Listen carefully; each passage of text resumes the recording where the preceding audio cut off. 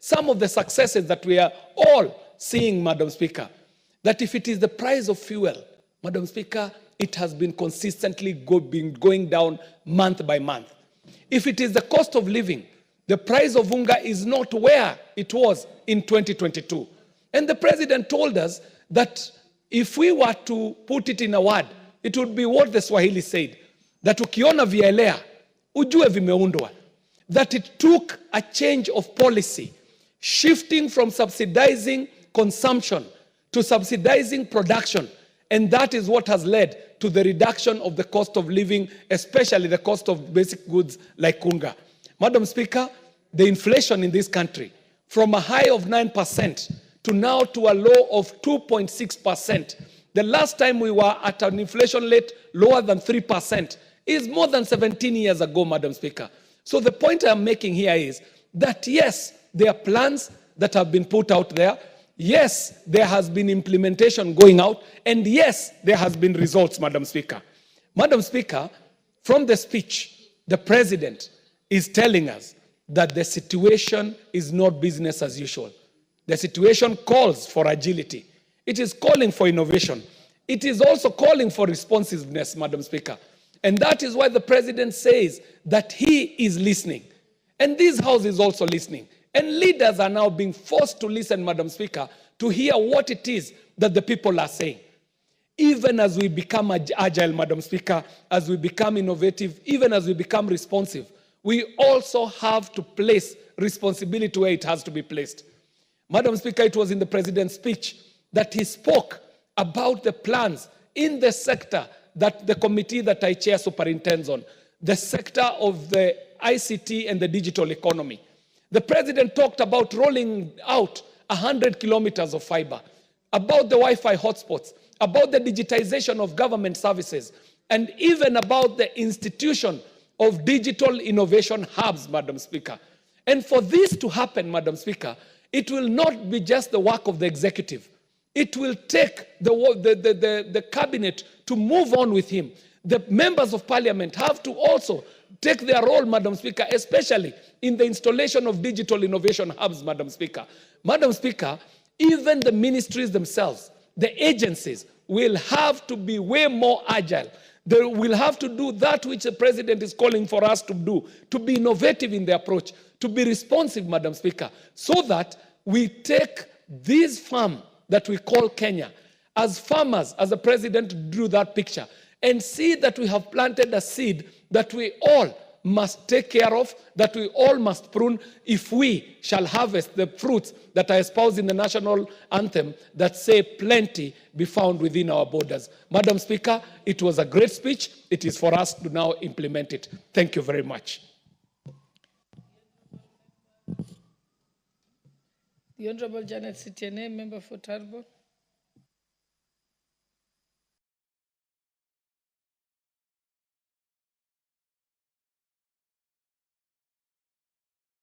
Thank you. Thank you, Madam Speaker, for according me this opportunity to add my voice. I really want to take this opportunity to applaud our President for the great State of the Nation address. I was particularly very happy because the President gave a very, very good speech. The President's address, Madam Speaker, was very specific to the issues raised by Mwananchi and their aspirations. The very issues that the President took us through were measurable, achievable, and time-bound. The President, Madam Speaker, started by recognizing the issues raised by Mwananchi or the people of Kenya, which was a very good indicator that the President is alive to the issues bedeviling our nation. And that really made me very happy about our President. It also indicated or showed us that our President is a listening President. That is why he started by mentioning the issues bedeviling our people.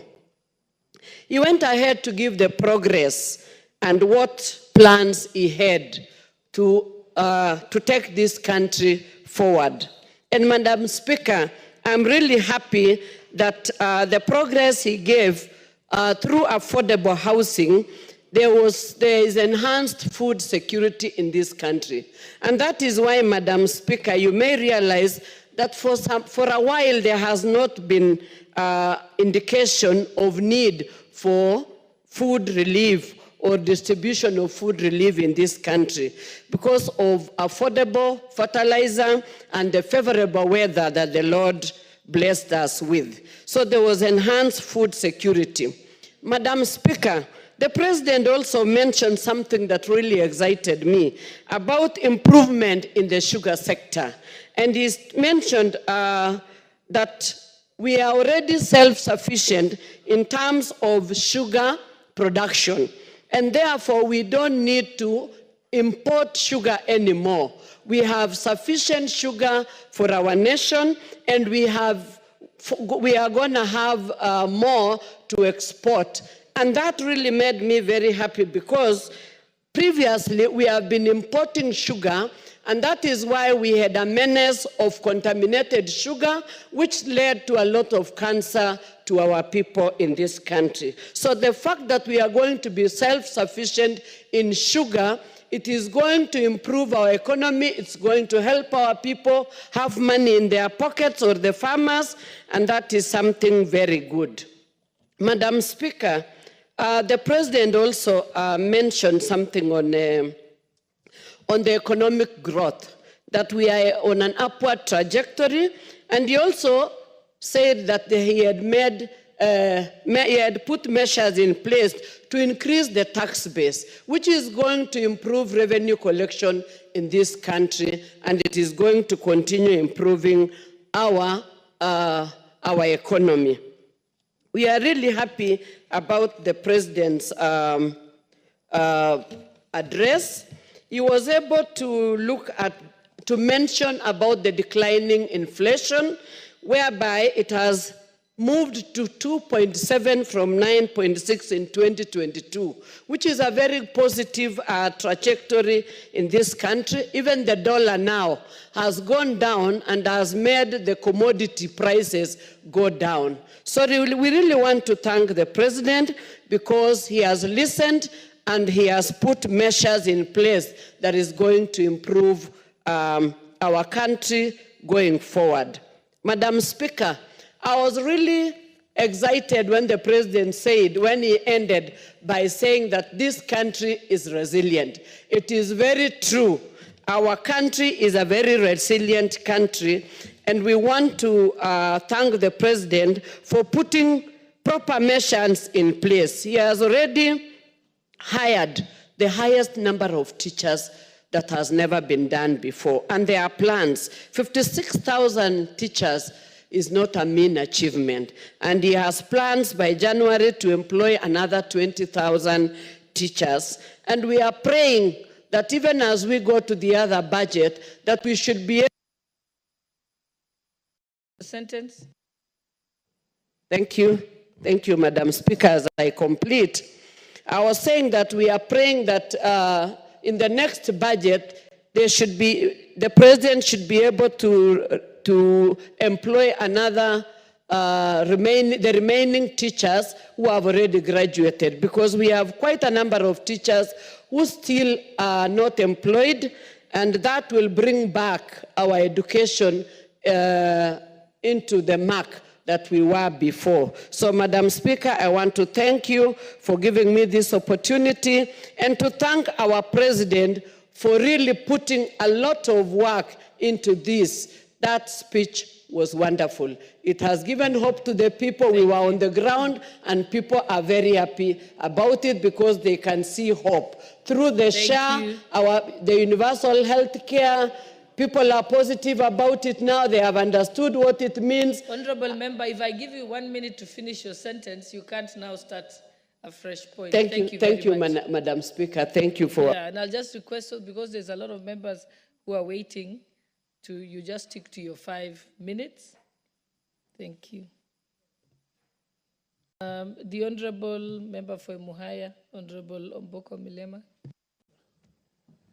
Thank you, Honorable Speaker, for this chance Honorable Speaker, when a president of a nation who that particular nation has been facing a number of challenges, and there's been a lot of speaking in the social media, challenges that were varied from including the CBC, which was a new model, the teacher hiring, university new model as a new challenge, the issue of PPPs manifested in Adani, unemployment, which is manifested in many youths who don't have work, and the promissory notes given by government to actually have these jobs outside the country. The issue of health care as a challenge on its burden, that is SHIF and SHA, later now converted into the Taifa model. The cost of living having been very high and the prices of food going with the basic item identified with food in Kenya, which is the gorogoro, rising from over 100 to 250. Having an unstable shilling, Honorable Speaker, having external borrowing that had gone overboard and stretched us in terms of physical space, inflation having been very as high as 9, and having a challenge with the relationship with the church, which was ongoing, having femicide as a challenge on his head, and many other things, including the sugar sector, which had completely died, walks in parliament and confidently confronts those issues one by one. That's a very great leader. In fact, when the president walked in the house, I was not sure how he would address the nation and parliament. But at the end of his speech, I was totally convinced that he's a president who is ready to confront the challenges that are before him and the challenges that are facing Kenyans. And that is why, Honorable Speaker, I was very clear in my mind that the standing ovation which the president received in this house was indeed worthwhile, and he deserved it. Because he spoke truthfully, he spoke rightfully, he did not hide any cards, he did not gloss anything, but confronted everything that needed to be confronted head on, including Parliament itself, on certain laws that it has not passed, especially the conflict bill.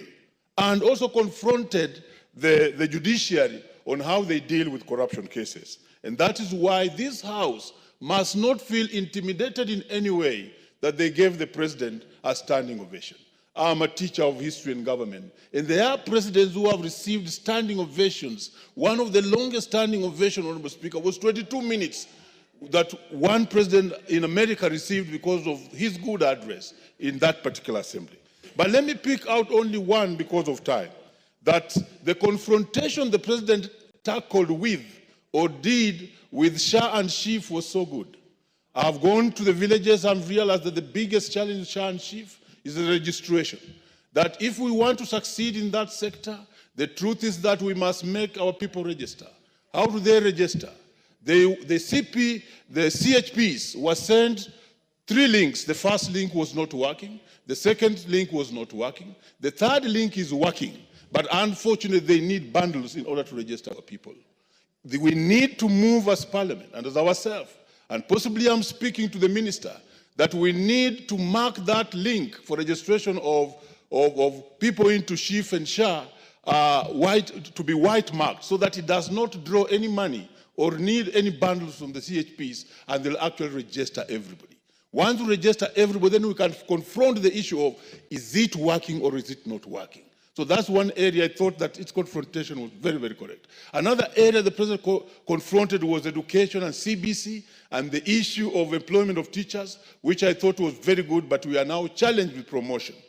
Honorable Speaker, between promotion of 45,000 teachers and them not being promoted is a letter by the CS in the Ministry of Treasury, which is blocking the Teacher Service Commission to actually use the money they have in air so that those teachers can be promoted. I would be seeking and asking this House that we do ask the Minister for Treasury, the CS Treasury Ministry, to actually allow the Teacher Service Commission to promote these teachers. With those main remarks, I want to commend the President. That was a great speech. Thank you. Thank you. The Honourable Nominated Member, Honourable Bishop Jackson Kosgei.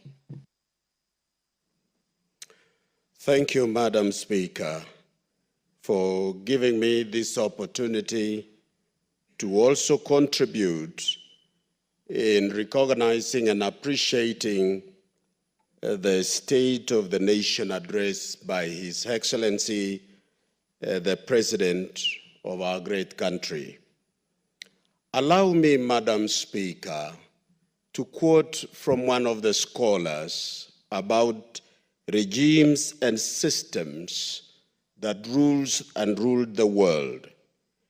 There is a university, a lecturer in one of the Indian universities, Krishna Udayasankar. He said about empires, quote, "No empire lasts forever. No dynasty continues unbroken. Someday, you and I will be mere legends.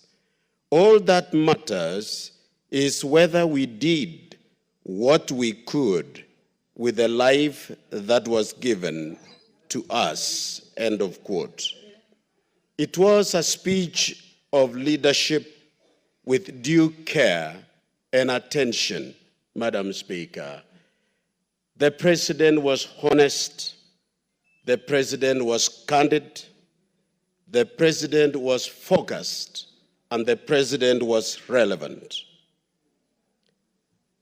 He has been described, both us in this country, in this speech, and internationally. I listened to some of the comments made by the other countries, and they said he appeared and demonstrated as a listening president on the following areas, which was very clear in his comments about health, about food security, about education, about security, and about economy.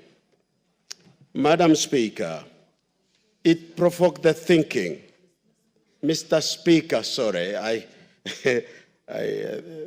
sorry for that. Mr. Speaker,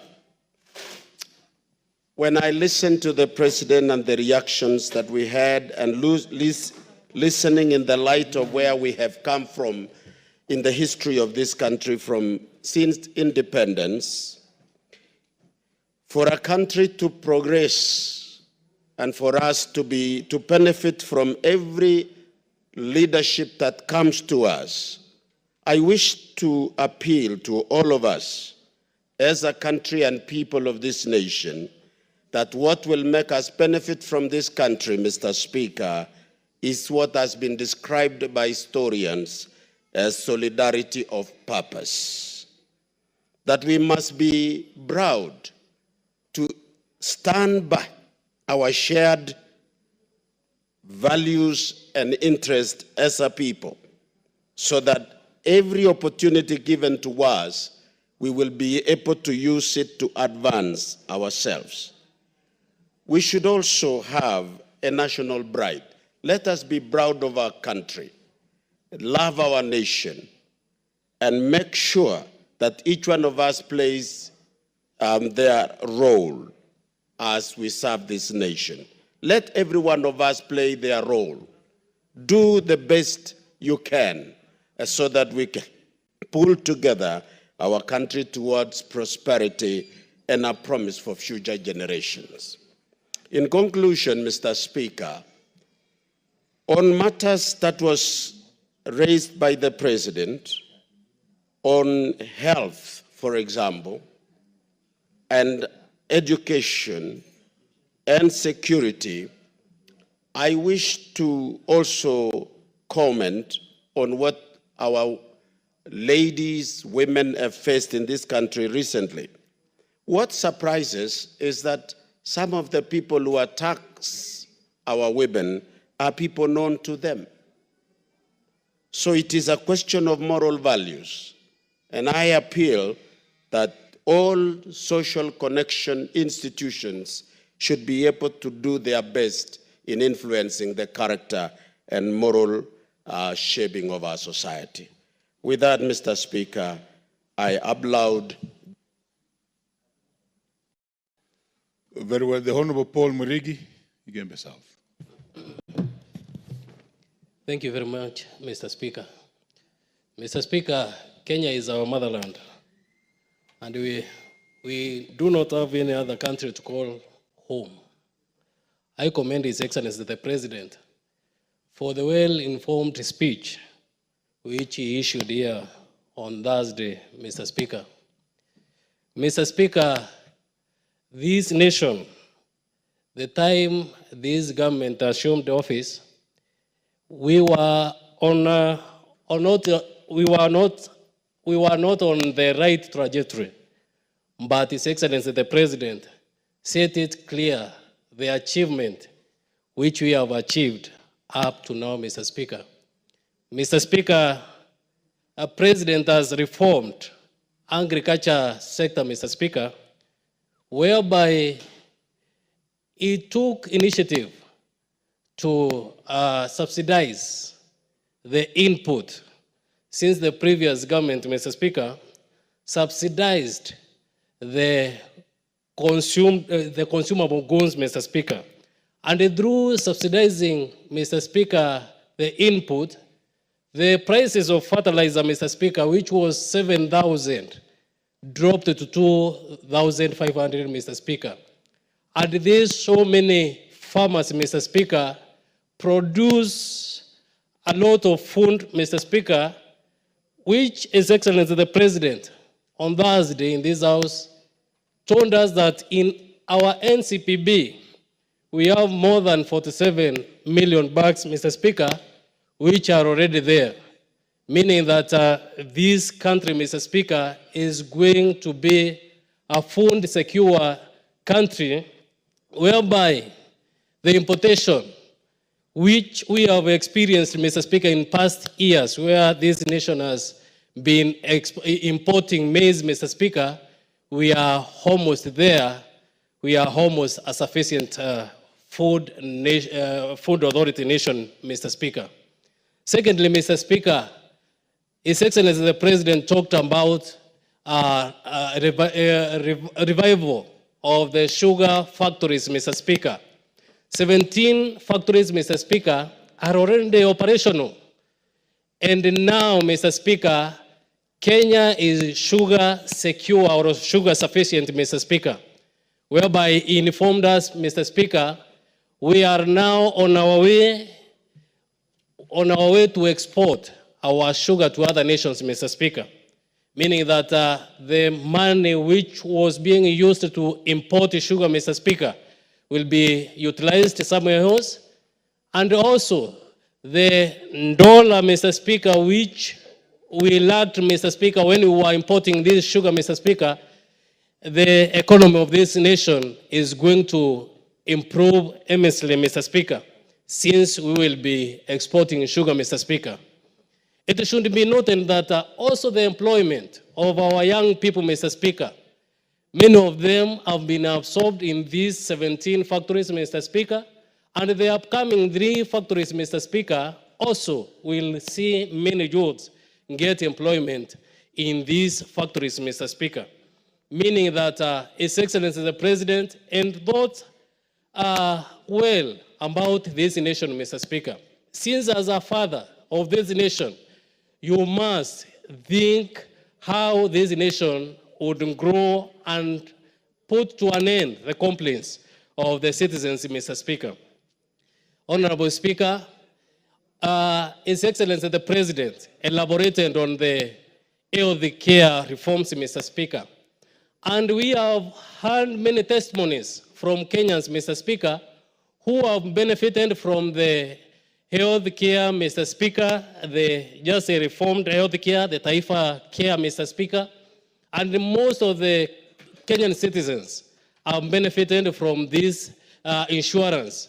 And it is my urge to urge all Kenyans that we get enrolled to this insurance so that you can benefit. It is an instant insurance which can benefit our people. So, Mr. Speaker, I commend the speech of His Excellency, and I know this nation, Mr. Speaker, is going to be secure. Thank you very much. Very well. The Honorable Suzanne Kiamba. Very well. Thank you, Honorable Speaker, for giving me this opportunity to also make a contribution to the President's speech. First and foremost, Honorable Speaker, I wish to appreciate two important things. One thing that I actually liked in that speech is the promise that there will be exemption of taxation to agricultural inputs. I hope that is implemented very fast because our farmers are suffering with very expensive inputs that has made farming unprofitable. Honorable Speaker, I wish that is actually reinforced so that we could actually have our farmers benefiting from the issue of farming, the business of farming. Secondly, I wish to appreciate the issue of the sugar, the incentive they were actually given, and now that the fact that we can have our own sugar. I think that is a plus. Nevertheless, I think I have so many questions to ask on the President's speech, and I wish these issues would actually be put into context. One, Honorable Speaker, I think the concept of SHA was very beautiful, but the implementation, as far as I'm concerned, remains a scam. Simply because you realize today the people taking the burden of SHA are the salaried people. Kenya is not made of salaried people alone. When they carry the burden of SHA without the big businessmen who are not in SHA, the informal sector, you're making the salaried person a slave. This is specifically discriminatory, and I do not know what they were hiring for. If this is a program for Kenya, we surely need to have everybody in board, and we do not only have the salaried people carry the burden of SHA. Secondly, Honorable Speaker, when we were in this house, I heard also SHA is a Taifa Care. How many things are being introduced outside this parliament? I think it is respectful. The terms we get in this parliament continue to be used consistently. Otherwise, we are house for decoration. We are not house to make decisions for Kenyan. I was very shocked to hear, I don't know what care. While I knew very well we had SHA and we had the issue of chef, which we all knew. I think it is very demoting for people behind the curtains to go and start having other funny names because it erodes the Kenyan trust. Because you wonder when those names were crafted, what else was actually crafted. On the issue of SHA, Honorable Speaker, you know, people are hiding. What benefits are getting to these people? There is a lot of, what benefits? A person who has dialysis, a family, is being entitled to shillings per session, 6,000 shillings. How much is a session of dialysis? Honorable Speaker, let's unpackage this and let's not pretend that we are newcomers in Kenya. If you give somebody with dialysis 6,000 shillings per family, what are you actually giving? That's a big joke. I think that needs to be reviewed. Honorable Speaker, the Andan in SHA must go out. If we have said Andan is corrupt all through, we cannot have an element of Adan in SHA and it's being covered up to think like we don't have Adan. We need Adan out of SHA, Honorable Speaker. And I think that is actually in order. Honorable Speaker, yes, my second point goes to... Order, there's a point over there. Honorable Speaker, everything that is said and mentioned on this floor of the House, Honorable Speaker, has to be substantiated, Honorable Speaker, and must be factual. Honorable Speaker, I ask that the Speaker on the floor of the House produce evidence that Adani has something to do with SHA, Honorable Speaker. Honorable Speaker, I think that member must be very foreign. Order, Honorable Member, and the language in this House is not that casual. This is a House of order, House of rules. Members risen from his place and ask that you substantiate the issue of the relationship between Adani and SHA. Proceed or withdraw. Honorable Speaker, if I'm not reading right, one of the companies that is actually implementing SHA is in partnership with Adani. And it is all over. Honorable Speaker, I can actually bring that information if you give me time. Order, House of Records, could you proceed and name the company and produce the documents of that company and its relationship with the same? House of Rules and Order. Proceed with your speech. Proceed with your address. Honorable Speaker, I can see everybody's in arms because this House has decided that any other voice should not actually be heard. But Honorable Speaker, protect me. My second point, Honorable Speaker, nobody is against public-private partnership. And when we say we accuse Adani and the Kenyans rejected the issue of Adani, it is not issue of rejecting public-private partnership. Add the 100 minute. Yes, her time was taken away. 1 minute. Honorable Speaker, I need my God. Honorable Speaker, I think, Honorable Speaker, the issue of governance. I think the President talked about this. But recently, when we had what we are calling the broad-based government, what we are witnessing is a case where the opposition has joined the government. I can say practically in this House, we don't have a functional opposition because everything is becoming yes, yes, yes, yes. And I don't think Kenyans are getting what they should get out of the parliament. This is reducing the democratic space that the Kenyans have actually worked so hard to develop. Honorable Speaker. We can't block up. Yes, what's your point of order, Honorable Member?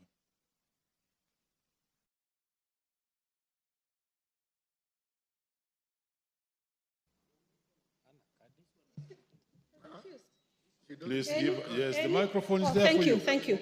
Mr. Speaker, the Honorable Member has just talked about opposition joining the government. I would like to confirm to you that I'm in the opposition, I've not joined any other government, and if there is anyone who has joined, please clarify to us who is this person called opposition.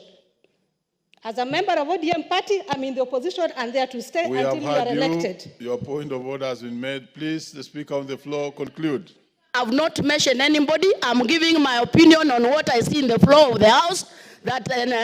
I'm giving my opinion of what I see in the floor of the House, where the opposition leader fully supports the government and actually even speaks more than the proposer of the motion from the government side. Honorable Speaker, my last point. Since June 24, Honorable Speaker, this is a very important point. The President talked about we are having security. But since June 2023, this country has witnessed high levels of insecurity.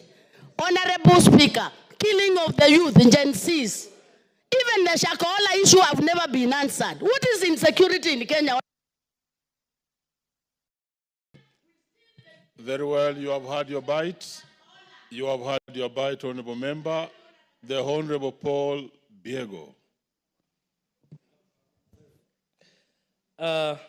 Thank you, Mr. Speaker, for this opportunity, and I rise to add my voice on the President's State of Nation address. And as he gave his scorecard for the 2 years, he was very clear, and most importantly, he sold hope to the great people of Kenya. What struck me most, Mr. Speaker, is when he pointed out and demonstrated how KWS has increased their revenue from 5.3 billion to 7.6 billion by strengthening and tightening their procurement processes, which cut on wastages by digitalizing their systems. This is one parastatal, Mr. Speaker, that has done so well, and the template being used by them should be cascaded throughout the country to help institutions be self-sustaining. Mr. Speaker, he also mentioned so many gains, amongst them the shilling stabilization, which appreciated from Kenyan shillings 162 to the dollar, which is today at 129, reflecting a positive turnaround and upward trajectory to the economy. Mr. Speaker, issues to do with the economy is key, and he also mentioned the fact that inflation rate has come down. And I think I'm very happy about that because the inflation from 9.6 to 2.7 is very impressive. Mr. Speaker, he also mentioned about the employment of 56,000 JSS teachers. We take note that in a record 2 years, no other government has been able to employ 56,000 on permanent and pensionable status. And alongside that, Mr. Speaker, I've taken note of the building of the JSS classrooms, over 11,000 classes across the country. Mr. Speaker, it is also notable to know that in agriculture, the sugar factories have been revived. 17 factories are operational, and we shall be self-sustaining very soon. So it is remarkable. And on the issue of corruption, the fight on corruption, he actually gave zero tolerance and asked Treasury to adopt the e-procurement services.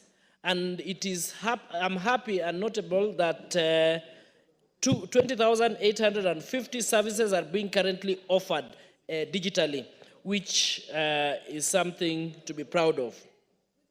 Another thing, Mr. Speaker, that I am happy of is that each arm of the government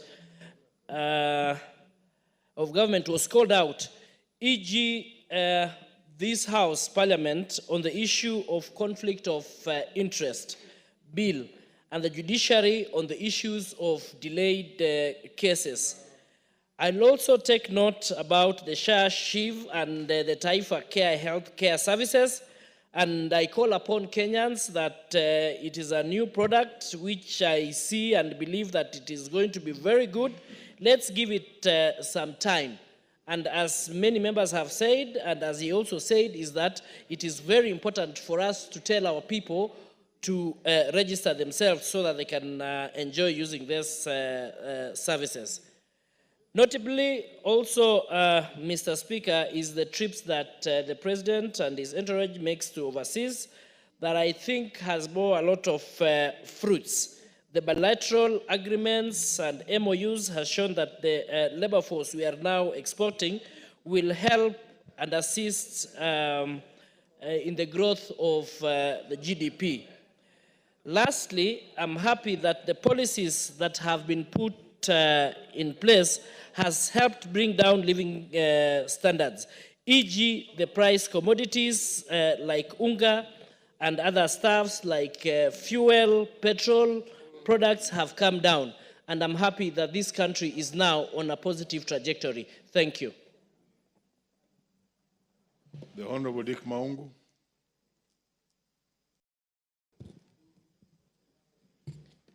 Thank you very much, Speaker, for the opportunity that I may also be able to add and contribute on this important address to the nation.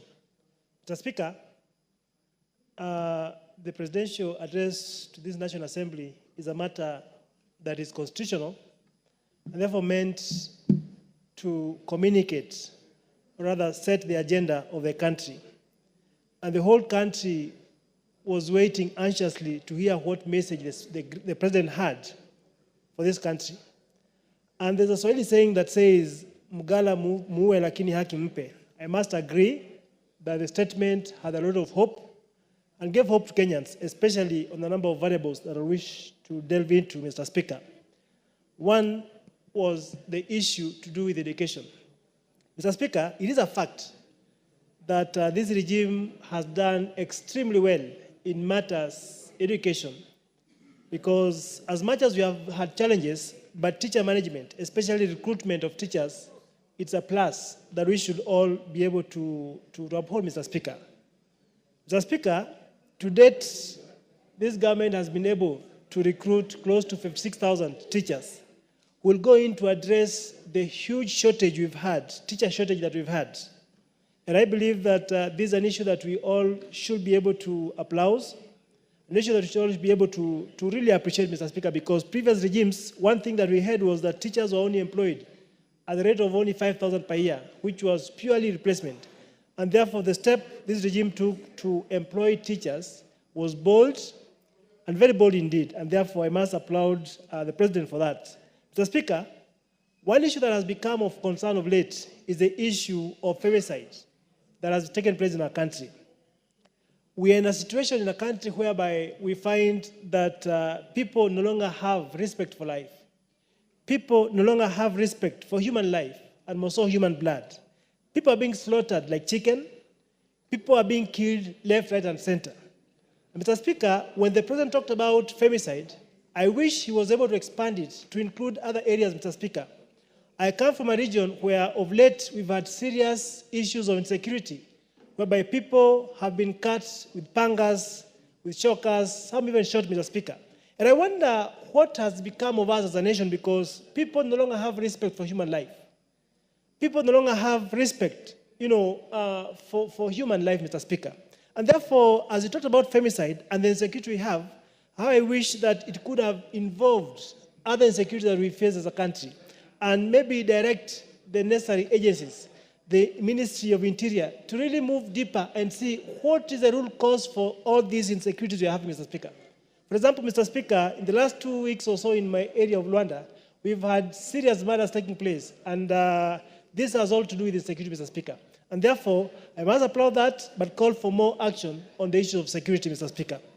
Mr. Speaker, there is the matter of Adani and our airport. It's a fact that the Kenyan airport and JKA that we are so proud about is not an airport of great significance as compared to others whenever we visit out. And it is true that Kenyans are yearning for a new airport. It is true that Kenyans will wish to have a state-of-the-art airport that is commensurate, or rather pairs well with other international airports. But the matter at hand was the person who was supposed to do the PPI, the Adani deal, Mr. Speaker. And this is where Kenyans had an issue. I particularly had an issue with Adani because of issues that we've read before, what we have gathered before, and what has been said about Adani. And therefore, I must applaud the President who came out strongly and actually agreed with Kenyans that Adani should actually, the tender or the PPP should actually be cancelled. And therefore, to me, that was a great thing, Mr. Speaker. And I believe that let us have a new person who can do the PPP. Lastly, Mr. Speaker, I must confess that I've not been very keen on the she issue, Mr. Speaker. And recent testimonies from my people is that they are now beginning to appreciate what this scheme has. It is more inclusive. It is more accommodative. And therefore, I must say that I'm now deeper inside compared to before, Mr. Speaker, because I actually didn't support SHA. I actually didn't even know what SHA was as much as we passed this law in this country, Mr. Speaker. But I found it more accommodative. I found it more inclusive, and therefore... The Honorable Hilary Kosgei.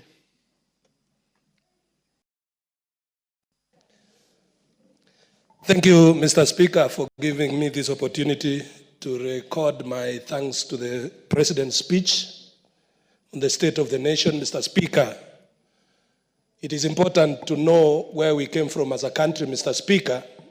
When the President took over this country, everything was collapsing. The economy was on its knees, agriculture was on its knees, every other sector was collapsing, Mr. Speaker. And what the President did was, first of all, to revive the economy, so much so that, as according to his speech, Mr. Speaker, and which is a fact, even the dollar reserves have risen from $2.4 billion to $9.4 billion. The inflation has come down from 8.7 to 2.7, Mr. Speaker. And generally, the economy is in good footing. Mr. Speaker, the task this President is handling is equivalent, Mr. Speaker, to when Mwai Kibaki took over this country, when he called upon Kenyans to lipe ushuru, tujitegemee, and coalesce the country, rallying the country around Vision 2030, Mr. Speaker. Mr. Speaker, this President has laid the foundation. The cost of living has come down, farmers are earning, and Mr. Speaker, the biased media has not stopped every step of the way from nagging the good progress that we are making. If you see the headline of the Standard today, Mr. Speaker, it is reporting that farmers are about, this parliament is about to enact regulations that are going to make farming very difficult.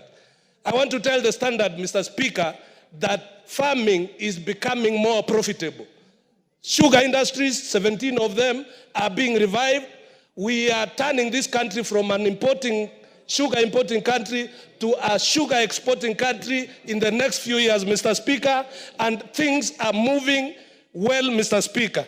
And Mr. Speaker, companies that, you know, the biased media will not report, companies that were known to be making losses, companies like Kenya Power and Lighting, for the first time under this administration, for several years, which had been making losses, recorded a 30 billion profit just recently. Kenya Airways, Mr. Speaker, which has been known for losses throughout the entire regimes, has recorded over 30 billion profits because of the stability that this president has put, Mr. Speaker.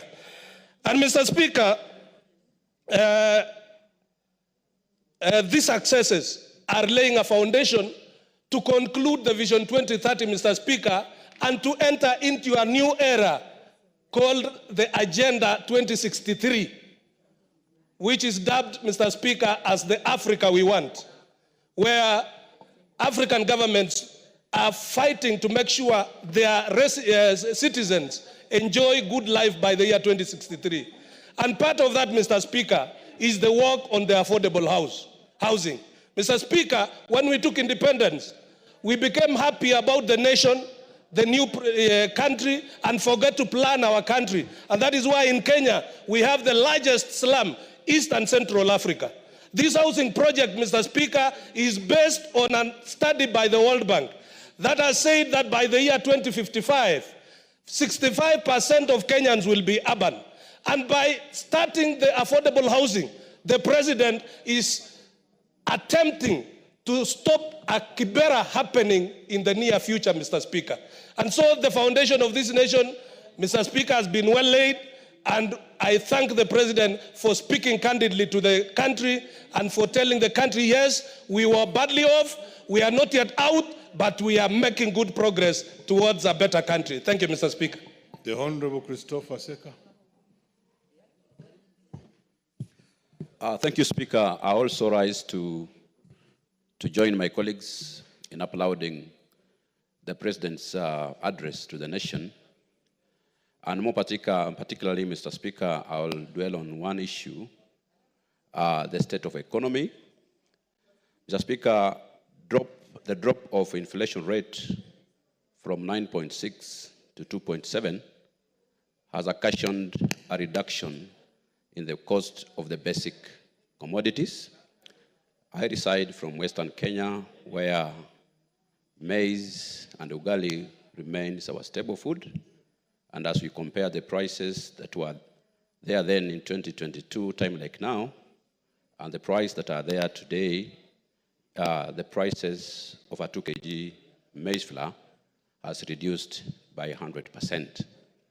Mr. Speaker, I also laud the economy of this nation for the resilience of the Kenya shillings against the dollar.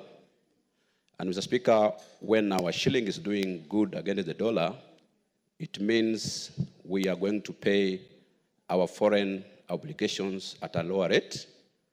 What it means, it creates more fiscal space, creates more money that can be appropriated to do more development.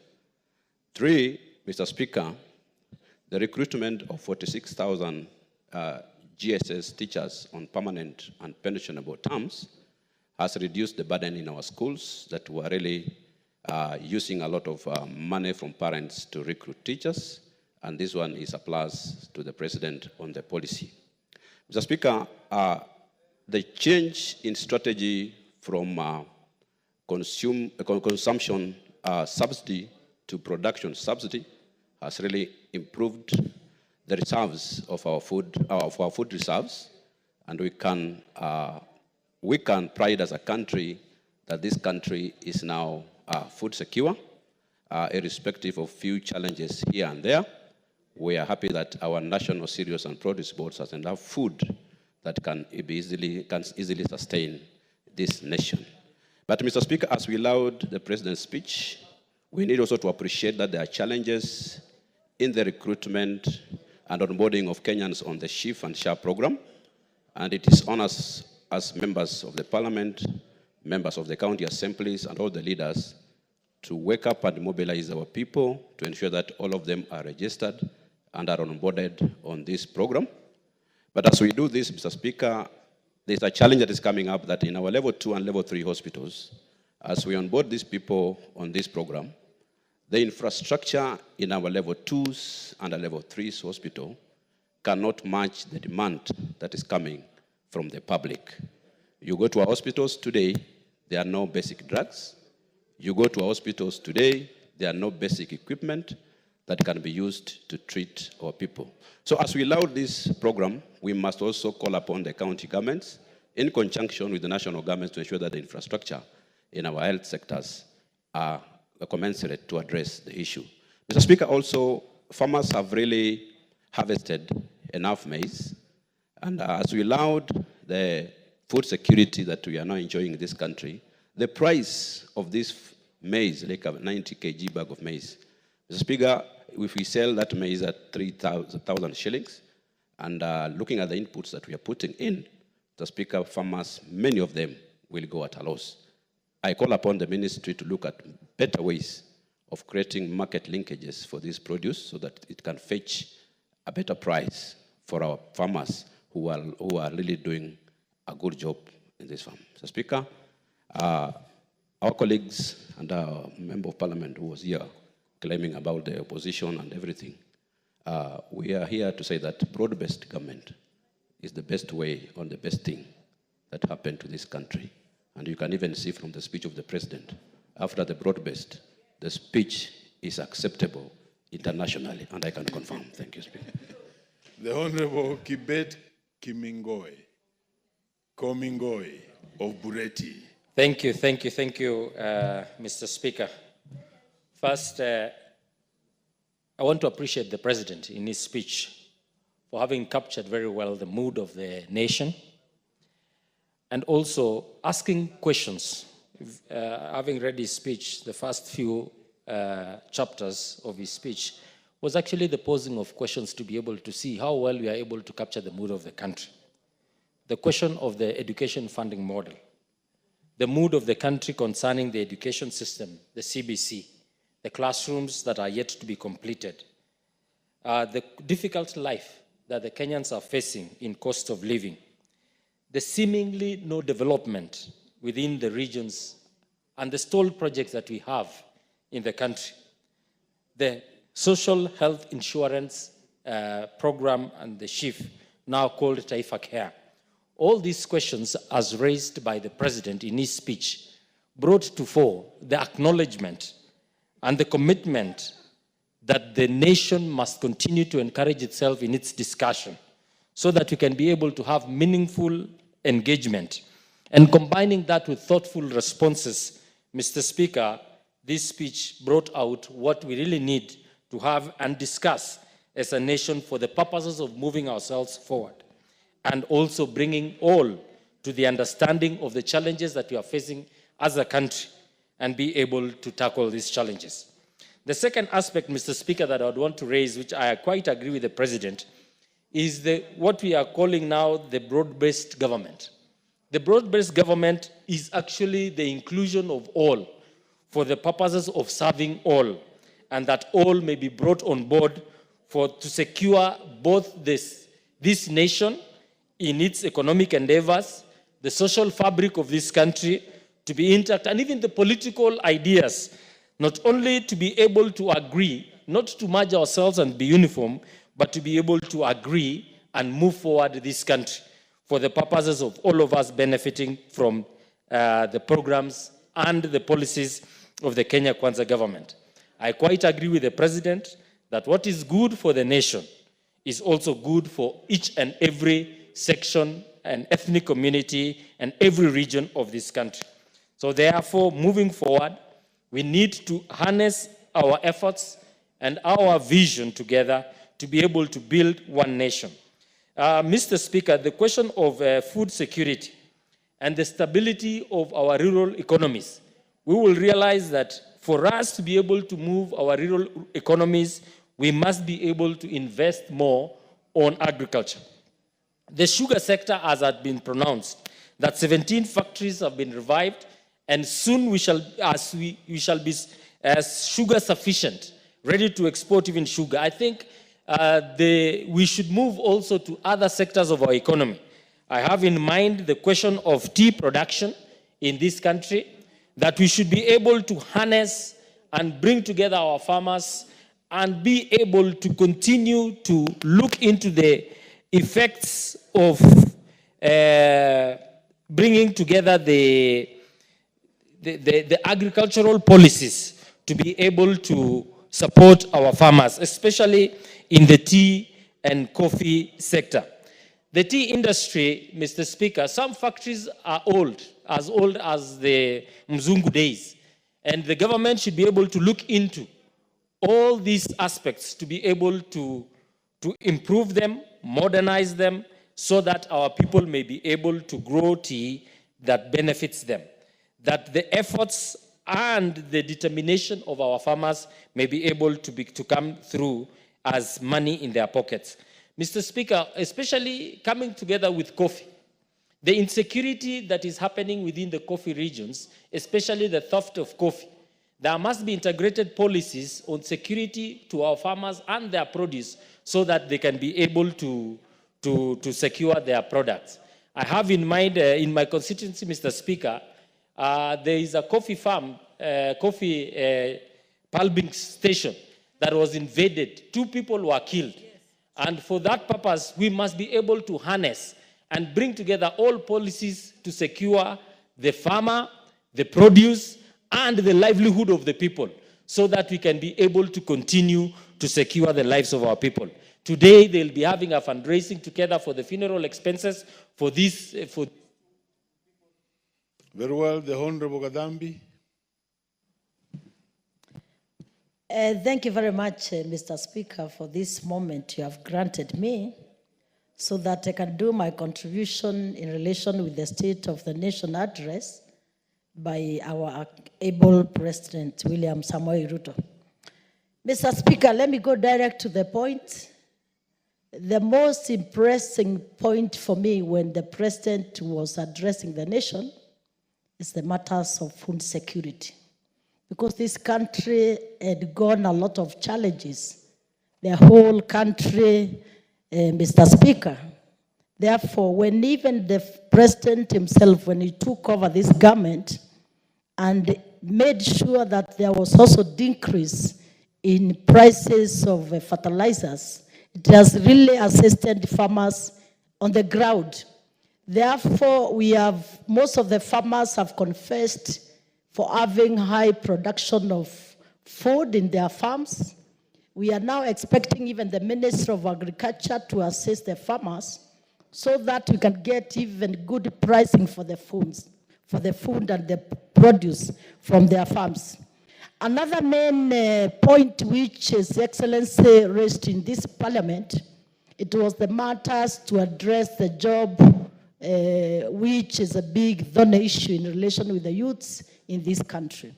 And Mr. Speaker, I found it very encouraging when His Excellency has gone beyond this nation, made a lot of partnerships with different countries, and therefore we have found so many jobs even outside the country.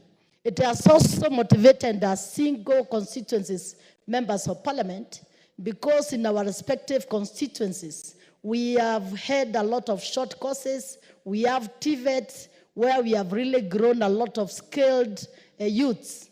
Therefore, we really appreciate the issues of overseas jobs, which His Excellency has led in different countries, and we are now seeing the fruit, because even yesterday, Mr. Speaker, the CS for Labor, Dr. Mutua, was in Nakuru County, and I think majority of people to benefit might be coming from my constituency in Joro, because I had trained so many youths through short courses.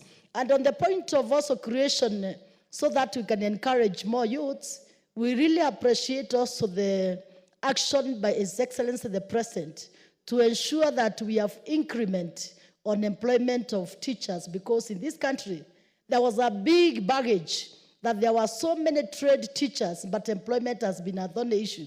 Therefore, we appreciate the action the President made, that so far we have over 56,000 teachers already employed. And we are also expecting January 2025, the next new year, we are expecting more 20,000 teachers to be employed. I also, on the point of also job creation, in relation as we appreciate the creation of jobs in outside countries, we are also challenging the National Employment Authority to ensure that these poor youths are not also burdened by the employment agencies when it comes to the matters of the commission. Another point which I really appreciated when the President raised, it was the matters in relation with the public universities, where we have had a lot of challenge. Most of the universities have really undergone a lot of challenges. We have seen even some institutions actually dying. Therefore, I appreciate, because one of the beneficiary institutions is Egerton University, where I come from. And lastly, Mr. Speaker, what I also expected is Excellency to say, which actually it might have been forgotten. It was the matters in relation with the climate change, where His Excellency himself is the head of all the head of states in Africa in relation of championing the matters of climate change. And Kenya also being a forefront in relation with all the matters which affect climate change, and His Excellency being the champion, I expected at least also to that point to be appreciated in his speech. Because, Mr. Speaker, it is good also a note for here that even the absence of His Excellency in the current COP29, it was really, everyone felt there was, even the President actually has played great role globally in matters of climate change. Therefore, Mr. Speaker, allow me. The Honorable Esther Passaris. Thank you, Mr. Speaker, for giving me this opportunity to contribute to the State of the Nation address. Mr. Speaker, the first thing I want to say is that was one of the best State of the Nation addresses that I've ever heard. It was real, it was humble, and it was progressive. And it showed the areas in which the President has actually focused and worked hard. And the systems and structures that he's putting in place. We have to understand that the President has been in office only since 2022. And from 2022, I actually have to celebrate and commend him for being a very hard-working, focused president. And so hard-working and focused is he that I am not surprised that him and the Right Honorable Raila Odinga have teamed up to form the broad-based government. The broad-based government does not negate an opposition. Even members of government have been proved to be in opposition. When we come into opposition, it is because we are convicted that something is right and something is wrong. So anyone in this House can choose at any point in their leadership to shift from being opposition or from being government. And we have seen that in this House. That shows the independence of the House and the independence of the members. In 2023, I stood up here and supported the finance bill. Why? Because I was a member of the Housing Committee. And being a member of the Housing Committee, being an elected member for Nairobi County, I know that one of the things that really ails us is housing. Recently, just 2 days ago, it was raining so heavily in Nairobi. And I prayed for everyone that lives in the informal settlements of this city. No one should live in a slum in the capital city of Nairobi. This capital city has been rated as one of the most progressive cities, and yet we have people that live in tin huts, people that can be washed away in the rain. I can't imagine what the children are going through. I can't imagine the noise. I can't imagine the fear that this house will collapse on you. The President has commissioned houses all across the country. In the Housing Committee, we have also commissioned markets everywhere. So it's trade, it's housing. And you know what? Anybody who is against the housing project and says, I don't want housing, you might not want housing, but millions of Kenyans living in informal settlements, millions of children living in informal settlements need those houses. So I am happy and proud that he fought for the housing tax, because we needed a tax that would be dedicated into housing. And he fought and he said, you know what? A member of parliament or a businessman earning 1 million shillings, it is wrong, morally wrong, for us to pay 500 shillings for NHIF and expect that we will have universal health care. Universal health care means that anybody in this country can be able to walk into a hospital or a facility and be able to get treated, be able to find medicine, be able to find doctors. What does it mean to have doctors and nurses? It means we have jobs. What does it mean to have schools and students in schools? It means we have jobs for teachers. So all this is a holistic program. And I want to tell the Kenyans out there, especially the ones who are abroad and probably never even voted, don't even send any taxes to Kenya. You know, certain countries pay taxes if they want pensions in their own country, certain citizens. I mean, here we have a lot of Kenyans who live abroad, and they make so much noise, and they keep branding the president a liar. I'll tell you one thing. There is no one who can make a promise and be able to deliver it when things that are beyond his control come to play. When the president became president of this country, 1, we had climate change to deal with. 2, we had wars all over the place. We were coming out from COVID. He has tried his best, and he's doing his best. The naysayers and those who are negative, please remember, Kenya belongs to all of us. The president has said we have to be resilient, we have to be focused, and we have to work together. The efforts to bring Kenya from poverty to prosperity, right, depends on all of us. Our forefathers worked hard. We're working hard. You, the youth of today, will work hard tomorrow. The country continues to progress. Let us celebrate the wins we have today, because if we don't celebrate, then we cannot bless the nation. Thank you, Mr. President, for the good work that you're doing. Continue, and may God continue to favor you. Thank you, Honorable Speaker. The Honorable Kivai Ogesi. Thank you, Mr. Speaker, sir, for giving me this opportunity to contribute to the State of the Nation address by the President. Mr. Speaker, I would say I found this speech timely, honest and candid, factual, hopeful, progressive, and challengeful. Why do I say this speech was very timely? It is at the time the President was delivering this speech, the nation was very expectant. The nation didn't know whether to go left or right. This was a speech that the President gave hope to the nation, told them where we are and where we are going. Why do I say the speech was honest and candid? If you look at the preamble of the speech, the President started by acknowledging very many things. He acknowledged the fact that people out there are suffering. He acknowledged the fact that people are losing hope.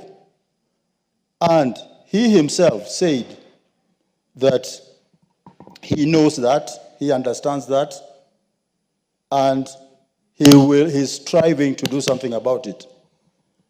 Why do I say that this speech was factual? All across the entire spectrum of the speech, the President was picking on a topical matter and giving facts. For example, in the area of agriculture, the President was able to give facts on almost all aspects. The issue of fertilizer supply and subsidizing agriculture, we all know, we all have seen. Mr. Speaker, sir, I'll give you a very good example where I come from in my village. My neighbor, who hardly harvests a bag of maize every time the harvesting cycle comes around, was able to come to me and tell me that she harvested close to 15 bags from one bag. And I asked her why. And she said, because of the fertilizer, this time round, she was able to apply fertilizer both at the planting season and the top dressing season. In that same meeting, there was another gentleman who was seated next to me. And he said, oh, the government supplied us with stones and rocks. That's a typical example of somebody who sees a glass, one sees the glass half full, another one sees it half empty. But overall, we have been able to traverse this country, and we've seen that people, the farmers have really had a good harvest. And that is also reflected in the figures that he gave on the number of bags in our stores.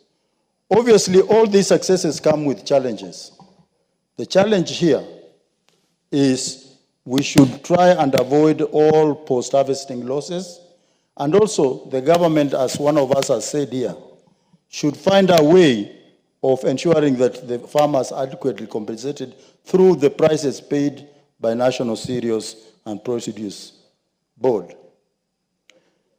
On the economy, again, facts are out there.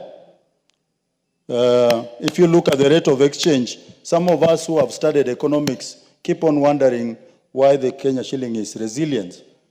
But it's not out of nowhere. It's out of these macro and microeconomic policies that are being pursued by this government. Inflation rate, nobody can argue with that, it's factual. Foreign exchange reserves, this is critical, because if we don't have foreign exchange reserves, we can't import. But the cover that we are now having on foreign exchange in the central bank is very encouraging. Facts on education are there. They have been enumerated here. In the health sector, a lot has been said about SHA, SHIV. I think the ideas are very good. The plan is good. I think what we are seeing at the moment is just implementation challenges, which, if we are focused, and I challenge the minister and all stakeholders. Very well, the Honorable Daniel Kirito is in the House. Proceed. Thank you, Mr. Speaker, for giving me this opportunity also to earn my voice to the State of the Nation addressed by His Excellency the President. Mr. Speaker, I wish first to recommend and support the President of this. He came out strongly and articulated the issues affecting this country openly and faced the challenges head-on and emulating on how we will tackle the challenges that are facing this country. Mr. Speaker, we the leaders and being politicians, we would also encourage that we avoid politicking matters development. Mr. Speaker, there is no country that can develop unless it grows economically and strengthens its economic basis. And this is the line where the President has worked very well, especially on food programs. A country that cannot sustain its own food stability cannot develop. And that's why we support where the President said we have to subside on production, and it has really succeeded. Because for the first time, we have enough food for our people, and even we have enough surplus, even for export. It means our economy base is going to be stronger, and we have realized it whereby even the dollar, the shilling is able to appreciate the dollar from 169 to 129. Mr. Speaker, when it comes to the dairy sector, the President said that we have 3 billion to KICC. And I challenge the KICC to make sure that these funds are used well and to remember even our factories. For example, the Kangeta dairy factory, which is only lacking sealing machines, so that the farmers from all those areas, even from my own area of Wigembe Central, can benefit from these funds. They can sell the milk directly to the factory instead of being handled by the brokers.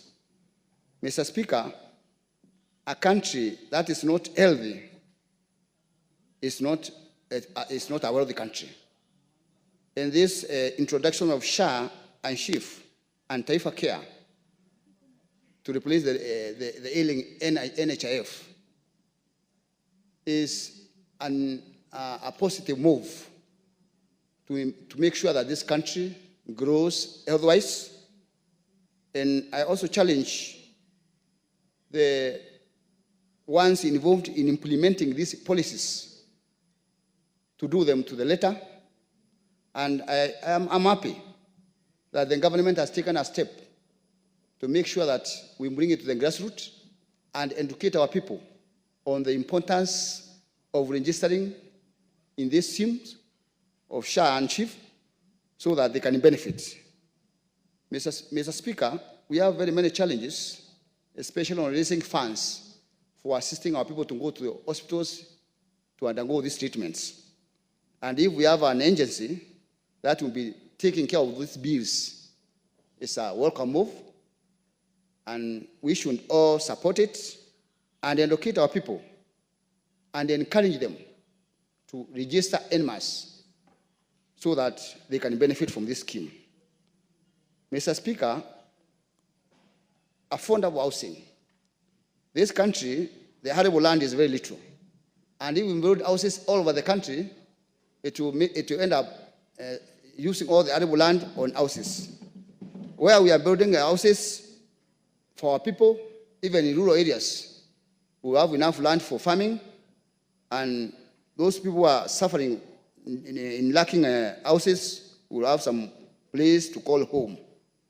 Mr. Speaker, on security matters, I congratulate the DCI, because in Igembe Central we have an insecurity last year, whereby one gentleman, KIMANI, was killed, and yesterday, last week, all the killers have been arrested. And I brought the case here in this parliament, and the statement was given.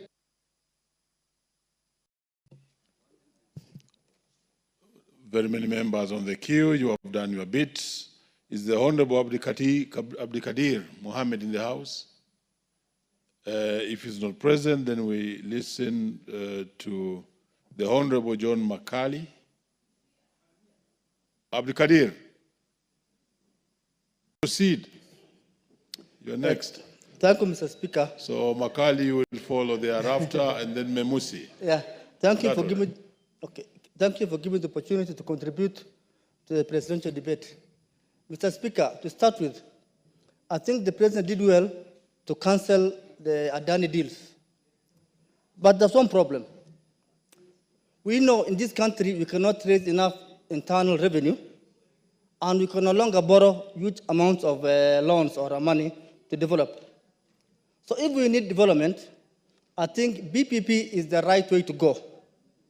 Although Kenyans always are against either direct procurement or the privately, the privately initiated proposals. That's the problem. They always think that whenever something is privately initiated, that's something that somebody somewhere is pushing for it so that they can gain.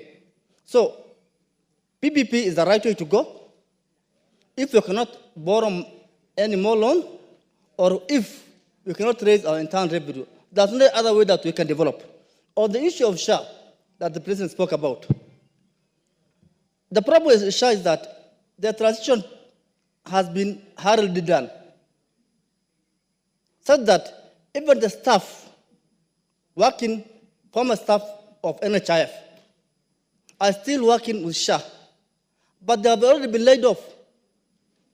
The problem with the act is that I have never seen an organization on transition whose staff has been laid off, and then the same staff are told to work for SHA again. For the same organization again. The staff are not motivated because they have not been laid off. Right now they are under Public Service Commission, They are no longer working for SHA.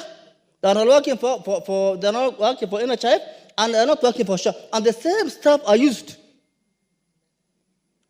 They're being used even to register members. So how are they going to be motivated when they're being told they're laid off, they're no longer staff, and then they're working for some organization? I think that was hardly done, and the government should look into the welfare of those staff. Former staff in NHIF, about 1,700 of them. They are good staff. I have worked there before. They are very good staff. There are some few maybe who have a problem. Let them deal with those few with the problem, and then the other staff, they are transitioned without any condition to the new HR. Because if they don't do that, and they love all the staff, and no longer working for SHA, then where are we going? What are we doing? We are doing nothing. Therefore, Mr. Speaker, the issue of SHA, it has a good intention, but the transition has been mishandled. Such a way that right now, they don't have any staff, and they are trying to use the staff that they laid off. Thank you, Mr. Speaker, for giving the opportunity. I do support the presidential address. Very well, Makali. Thank you, Honorable Speaker, for the opportunity to also contribute on the President's speech, being the third since this regime came into office. Mr. Speaker, I must say that the President, in coming to this House to deliver the State of the Nation address, answered one of our key principles of national unity, and that is constitutionalism. By coming to this House to give the State of the Nation address, the President gave a testament himself that he believes in the rule of law and democracy and constitutionalism, which are the national values espoused in our Article 10 of our Constitution. Mr. Speaker, at independence, our forefathers committed themselves that we needed to fight poverty, ignorance, and disease. 61 years thereafter, Honorable Speaker, we are still fighting those vices. And in my contribution to this speech, Honorable Speaker, I wish to analyze the President's speech in the light of those three vices, which we committed ourselves at independence to fight. The President in his speech is very candid that we must ask ourselves very, very critical questions. And one of the critical quotes which he has put in his speech is that, are we really listening to Kenyans? And he has said critically that listening is a full-time occupation for us who have been given positions of leadership by the people of Kenya. And he's asking ourselves, when we go back to our people, what will they say about us? Do they have money in their pockets? Do they have the education that we promised? Are we really a society that is living to the expectations and the promises which we made to our people? Poverty is still with us. Kenyans have spoken many times that poverty is still endemic in our societies. What did the President say in this particular speech? He said the country is committed to get economic freedom. And from this particular speech, I was delighted, Honorable Speaker, that I come from a sugar zone. Our farmers have really suffered. From 2022, we've been fighting to ensure that we have economic freedom, to ensure that our farmers put their money in their pockets. It was heartening, Honorable Speaker, to learn that all our 17 sugar factories are now operational, and that we are no longer going to import sugarcane. But that is not where we have reached, your Honorable Speaker. We still have a journey to go. We want to ask that all and sundry who are out there, specifically from our sugarcane growing zone, in support of our economy, we support the sugar reforms that have been put there so that our farmers can be able to get value for their sugarcane and ensure that the sugar industry thrives for the benefit of our people, because then we will be fighting poverty, which is an enemy we committed ourselves to fight in 1963. The second issue is disease. Honorable Speaker, I have had occasion to look at all the manifestos that were lodged by the political parties when we were convincing people to vote for us to form government in 2022. each of them was committing themselves to universal health care. Honorable Speaker, this House has passed 4 critical bills that will bring into play the universal health care. We have challenges with chief. People are making comments, people are complaining. But we are saying that we are on the right path. What we will want to ask of our people, as the President has implored, is patience. All these teething problems that are with us in terms of transition should be sorted. And we want to ask our technocrats and our ministries, please don't let the President and the people of Kenya down. Please let us strengthen this social health insurance scheme so that our people can get health care. Because every day we are receiving calls about people who want to receive medical care and they can't afford it. Then education. We are fighting ignorance.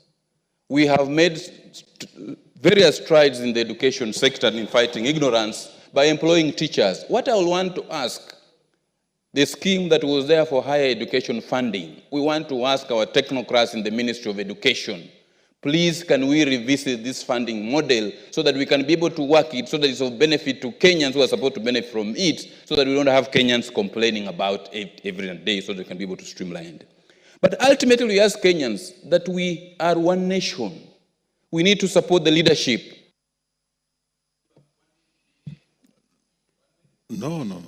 Many members are queuing. You have done your bit, the Honorable Memusi. Thank you, Honorable Speaker, for giving me this opportunity to also add my voice in support of the President's speech. And let me start by saying that the speech, Honorable Speaker, was inspirational. A speech motivated and gave hope to most Kenyans. Honorable Speaker, the speech showed that the President is in touch with the people and the issues that affect them. Honorable Speaker, the President's speech was a thoughtful response to the issues that affect the people of Kenya. But above all, Honorable Speaker, the speech gave a clear picture of a leader who has a plan. For a very long time, Honorable Speaker, this country has been mismanaged. It has been mismanaged by leaders who borrowed without caring, knowing very well that it is not them who are going to think of paying what they've borrowed, but the next regime. This country, for a very long time, past regimes have not thought about the increase of population. We are now facing unemployment that is threatening the security of this country.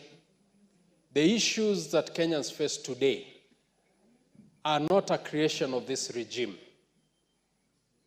It is a generational problem. But the President in his speech touched on almost every sector and gave a demonstration and gave a plan of what his government is putting in place to try and sort out all these issues.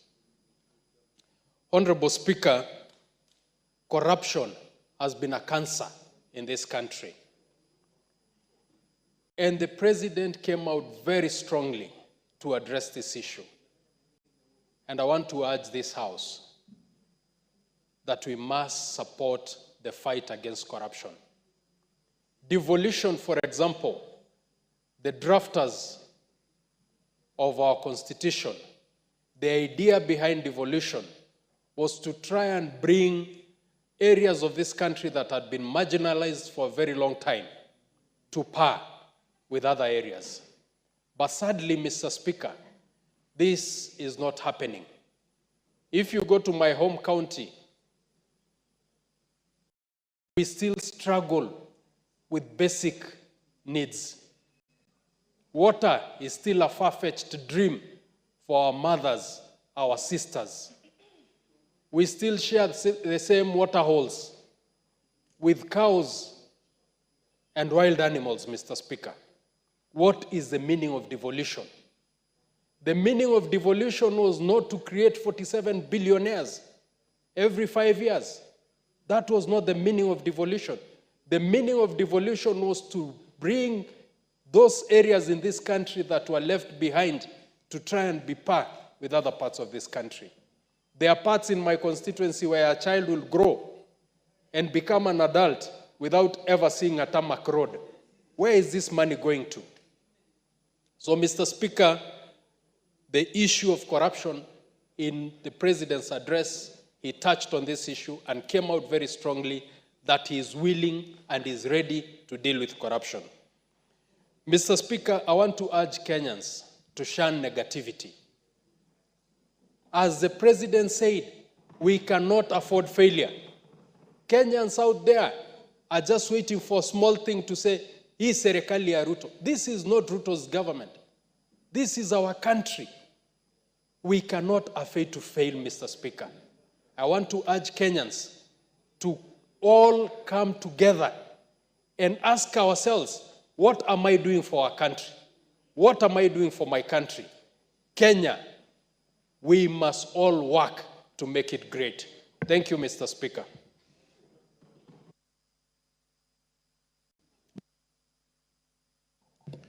Thank you, Mr. Speaker, for the opportunity to contribute on the presidential address, which was delivered in this House, Mr. Speaker.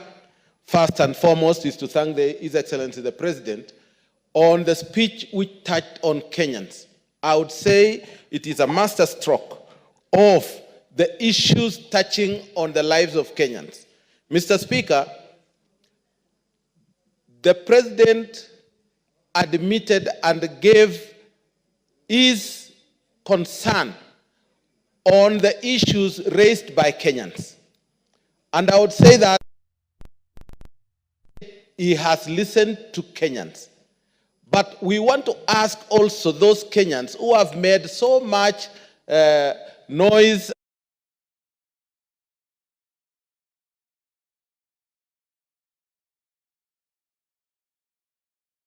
the same channel which they used in insulting and talking things which are unpalatable to the nation. Mr. Speaker, I think it is time we culture ourselves on the wordings we use in this country. It has gone all the way to the pulpit now. Now, where are we going to save ourselves in? Can we ask the members of the cloth to really make or become sober and look at this country as a country where we need unity and we need to be one? Mr. Speaker, I think it is their turn to talk about it now. Mr. Speaker, I also want to turn on the economic development which this country has achieved. Mr. Speaker, in the 2010-2013, this country was an exporter to the country of Uganda, and it was the leader, economic leader in the country. When this government took over, we were just importing goods from the countries where we were exporting to. Right now, we have stopped sugar from being brought from neighboring countries. We have stopped all other things which are being imported, and we have had a reserve in the treasury for our imports. Mr. Speaker, I would say that that is real growth. The farmers are happy because they are having subsidized fertilizers, and I want to say my constituents are happy that they are able to grow and be able to fend for themselves to have food put on the table. Mr. Speaker, what perturbed me after the report of the President when he came to the House is the media houses. Mr. Speaker, the media houses were talking about what the President said and what is in the Central Bureau of Statistics. When has the Central Bureau of Statistics be more accurate than even what we have at the current state? Central Bureau of Statistics have given wrong figures before, and they will continue giving wrong figures. and the media are using it to disparage the speech of the president by saying, this is what the president said, but the real figures are here. Now, who leads the Central Bureau of Statistics? It is the government. So how can the Central Bureau of Statistics be more accurate than the leader of the country as we talk? Mr. Speaker, I also want to laud the president on his efforts to bring up the farming community, the coffee, the tea, and even the milk, the dairy farmers. The Treasury has been able to support our KCC to pay farmers up to 50 shillings. But the management misused the money and they were not able to pay the 50 shillings per liter. We want to say that it is time that those people who do not know what they are supposed to be doing should be given a chance to go and settle at home and give Kenyans a break. Thank you, Mr. Speaker. The Honorable Julius Tai Tumu.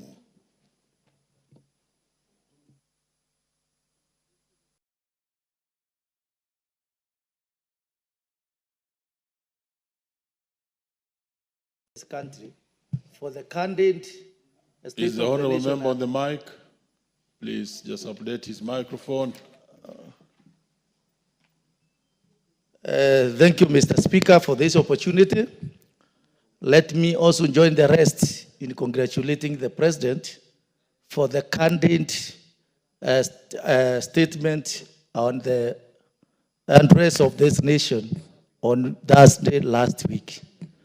The President went through a raft of issues that have been handled by his government, both in challenges and the numerous successes that this government has addressed. Mr. Speaker, let me single out the education sector. When this government came into existence, this country was in dire need of teachers, particularly in the junior secondary school sector. There is no any other government that has been able to address such a challenge within 2 years. Mr. Speaker, in 2023, this government employed a whopping 56,000 new teachers, 10,000 as permanent and pensionable, and 46,000 on contract. This year, the teachers who are on contract, 46,000 of them, will be transitioning to P&P come January next year. That is a big stride that requires to be supported by the entire citizens. This year, we are aware another 20,000 teachers are in the process of being recruited as interns, whom we are urging the government, maybe by next year, July, after the budget, they should also transition to permanent and pensionable teachers.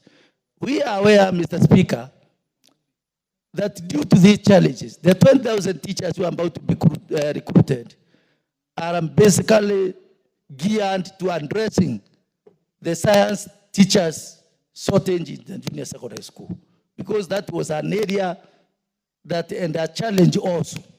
And the TSC, in their own and through the advice of other stakeholders, they have realized that that sector needs to be addressed. The other area that the government is working on to address is the challenge of unemployment in this country. The Department of Diaspora Affairs